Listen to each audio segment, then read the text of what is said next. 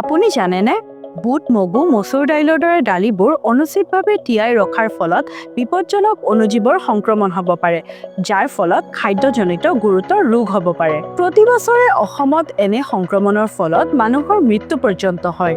সাধাৰণতে দূষিত পানী, কোঠাৰ উষ্ণতা, আৰ্দ্ৰতা, অপৰিষ্কাৰ হাত বা বাচন-বৰ্তনৰ উপৰিও অনুপযুক্ত ৰন্ধন অথবা এলুমিনিয়াম বা লোৰ বাচনত তিয়াই থলেও সংক্ৰমণ হ'ব পাৰে।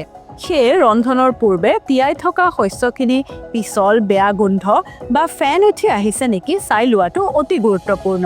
এনে দাইলক তিয়াবলৈ সদায় পৰিষ্কাৰ খোৱা পানী ব্যৱহাৰ কৰিব লাগে। তদুপৰি প্ৰতি 6 পৰা 8 ঘণ্টাৰ মূৰে মূৰে তিয়াই থোৱা পানীখিনি সলনি কৰিব লাগে। লগে লগে ৰন্ধা নহ'লে ফ্ৰিজত থৈ দিব লাগে। গৰম বতৰত কোঠাৰ উষ্ণতাত ৰাতিটো তিয়াই ৰাখিব নালাগে। পিছে এই ক্ষেত্ৰত পৰিষ্কাৰ-পৰিচ্ছন্নতা পালন কৰি বিপদ হ্ৰাস কৰিব পাৰি, যেনে চাবোন বা পানীৰে হাত ধুৱক।